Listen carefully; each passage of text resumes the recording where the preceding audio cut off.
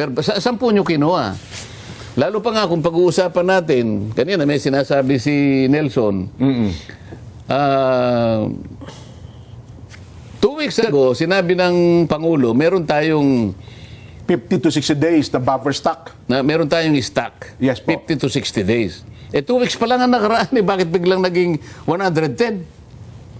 Kasi yan daw po yung dikta ng merkado, Sen. Kung magkano tinaas sa world market, agad-agad ay i-epekto daw po yun sa ating bansa. Dikta ng merkado o dikta ng kanilang ang kanilang kagustuhan na kumita ng limpak-limpak sa gitna ng pagdadalamhati at pasakit na dinaramdam ng ating mga kababayan. Well, Kaya nga sinasabi natin Oho. hindi ka naman kumukuha sa lahat ng ipakita ninyo sa libro nyo na 100% ng inyong supply nanggagaling sa Persian Gulf. Para lang ako maniwala na kailangan itaas mo ng 110. At tumatagos nga lahat doon, no? O, di ba? Oho. Anong ginagawa kaya nga may tangke ngayon sa Singapore Dalawang malalaking refinery sa mundo ang meron tangke, sapat yun. Billion liters ang nandyan sa Singapore. O, ipaliwanag ito ng tatlong malalaking oil companies. Kasi magmi-meeting kami bukas Tama pala yung, di ba, pinatawag yun, JECG ba yun? Tawag yun na... De, sabi ko kayo, JCEC. JCEC. Opo. Kasi yung batas ng EPIRA, merong JCEC. May connection sa diesel yun Yan po yung Joint Congressional Energy... Joint Congressional Energy Commission. Oho. Para ngayon, may patawag natin pero palagay ko, dahil meron kaming ginawang resolusyon Opo. na tinawag naming PROTEC. Kasama ako doon, vice chair ako doon dahil ako yung chairman ng Trade and Commerce. and Industry sa committee. Senate. Opo. So, itong pinag-uusapan natin ngayon, itatanong ko rin sa kanila bukas. Kasi para lang ma-justify natin yung laki ng paglukso ng presyo, i-assume natin na inyong mga inventories, 100% kinukuha nyo sa Persian Gulf, doon kayo dumadaan sa Strait of Hormuz. Kung hindi naman ganon, bakit nga ganito kalaki? Nga, no? Ayun pala, Sen, ito nakita ko sa Department of Energy, ang source natin ito yung crude oil. Ibig sabihin, kailangan pang i-refine. Hindi nga, doon nga tayo kukuha refine na yun Ito po, Sen, yung ginagamit natin ngayon, 98% ay galing doon sa Persian, yun sa dumadaan ng Strait of Hormuz. Hindi ako naniniwala doon. Pakita mo, bakit ka kukuha doon para i-refine mo rito? Meron naman sa Singapore. Refined na. Ito yung presyo. Alam ko yung presyo. Kahit hindi mo alisin yung excise tax. Kahit hindi mo na alisin yung suspension nung yung excise tax saka ng yung Section 5 nung Republic Act. Kasi tatamaan ng Alam mo ba kung magkano yung Alam mo kung magkano yung nakukolekta natin sa excise tax per year? Per ano? Magkano po annual natin? Ito, baka sa avatar ni Nelson, baka meron. Ano po yan? Nakalihim dito Excise sa... tax. Magkano per year ang ating nakukolekta sa petroleum products? Excise tax.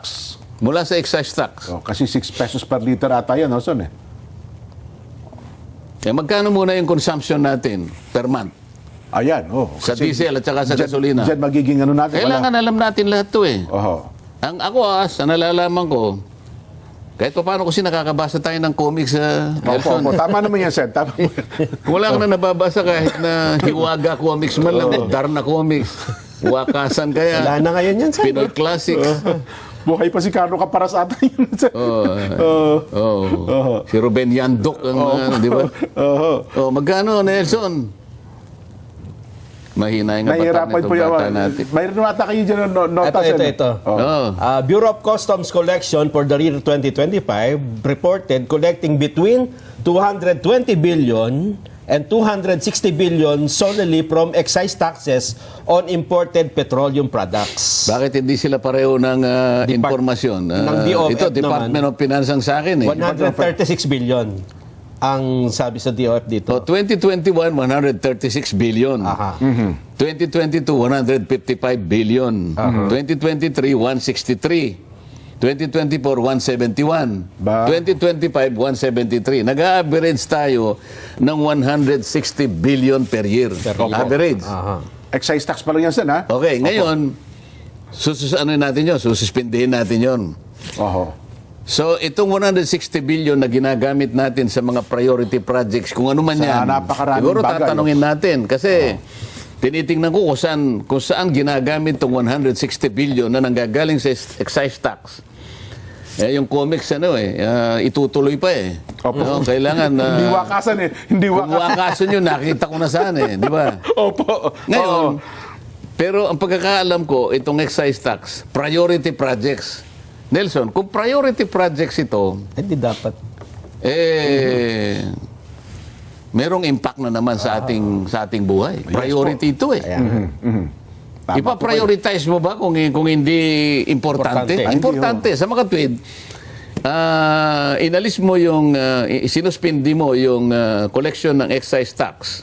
160 billion. Opo. Paano ngayon yung gamit nito na patungkol sa ordinaryong mamamayan? Eh, masasakripiso yan, Sen. Nagsasakripisyo yun. Opo, oo. So mag-a-add sa sufferings. Yes po. Oh, pasakit talaga yan. Ano yung suffering sa Tagalog? Pasakit nga raw po yan. Pasakit. Oo.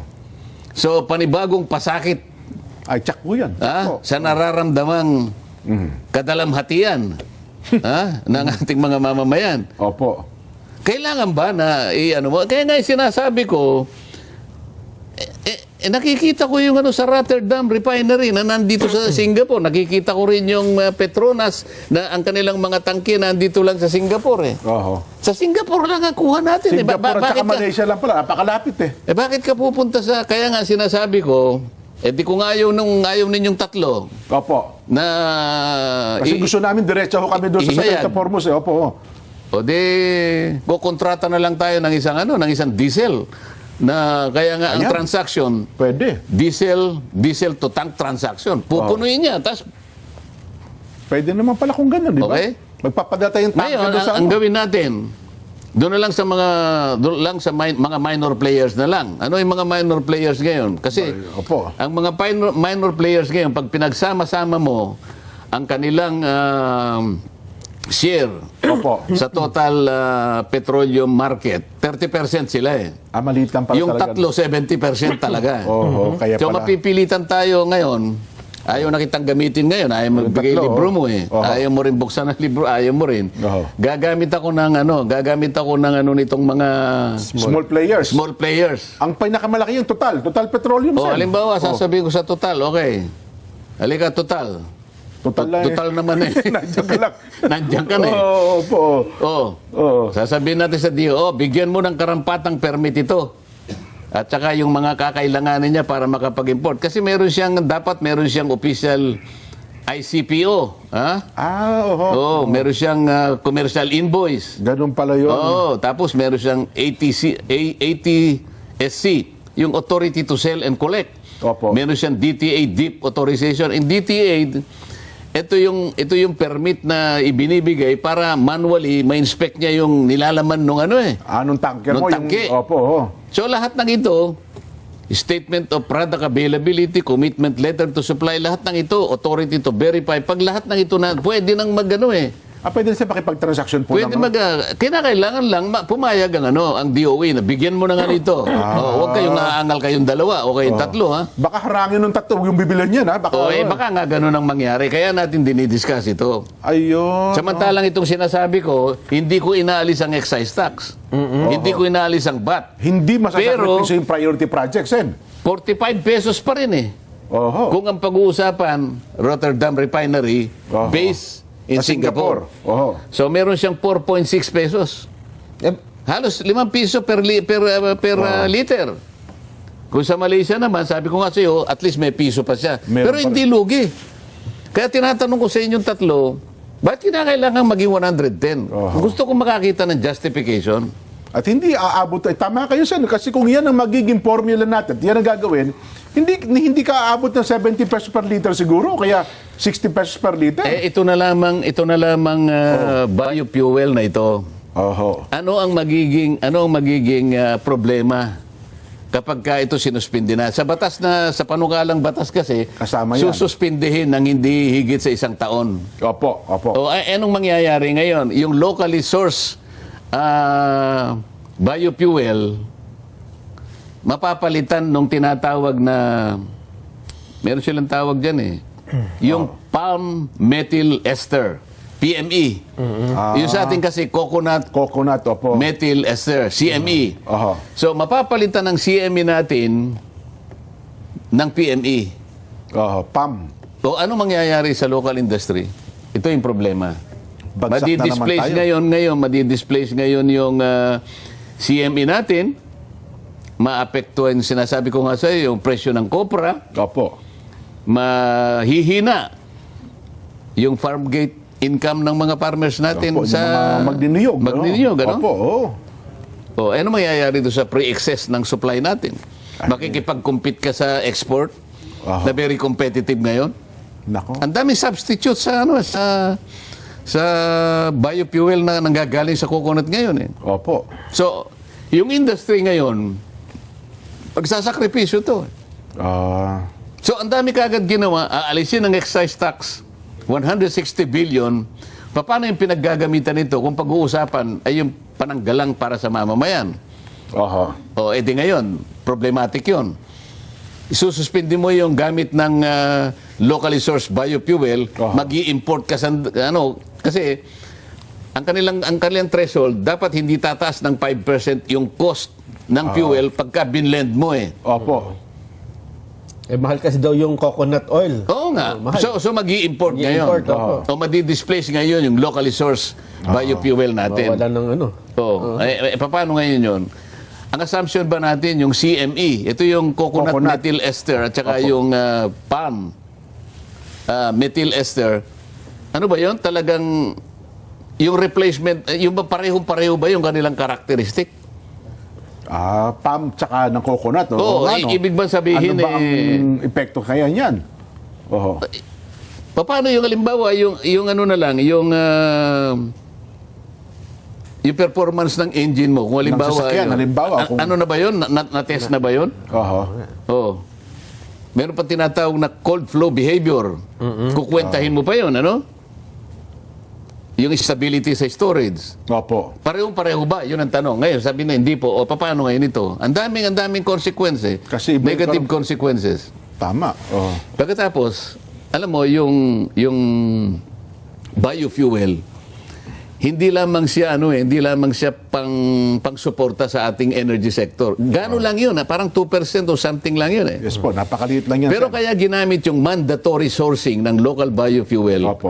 para sa economic and social support sa coconut mga- industry. sa mga Yun ang magsasaka pinaka-ano natin nun. ng niyog. Yun ang pinaka-ano nun. Oho. So, 1 year mong sususpindihin yun, naglulupasay na yung ekonomiya natin. Sabi ko nga sa inyo. Oho. Paglulupasayin mo yung, Yes. dadami na yung magiging chain reaction na lahat yan. Lalawak ang problema. No? Kaya ang itatanong natin, siguro bukas, kung magkakaroon tayo ng pagkakataon, Oho.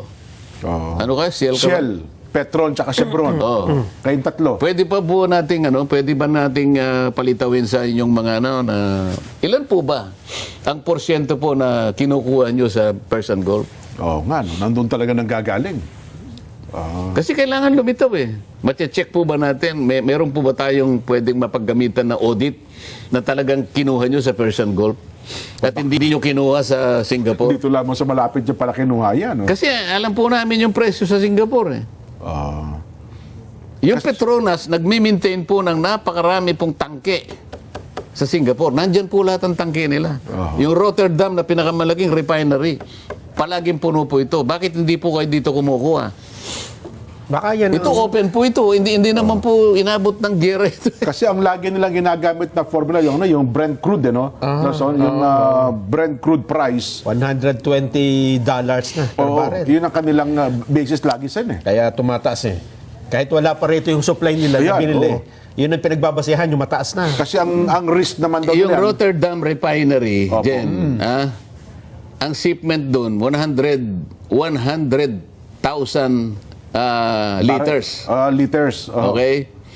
100, bali ano yun bali 100,000 metric tons ang ibig ko sabihin. 100,000 metric tons. Yun ang Opo. pinaka minimum. Oho. Pagka kukuha ka sa Rotterdam Refinery. Ang ibig sabihin nun, 118 million liters. Opo. Ang presyo nun sa Philippine peso, 60 pesos na per $1 eh. Opo. Oh. 1 point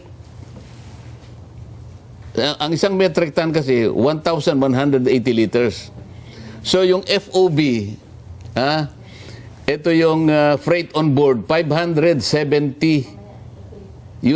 per metric ton. Okay. Ibig sabihin, 1.7 per liter. Aha. Oh. Pag kinuwenta natin sa FOB, Philippine price per liter, 29.83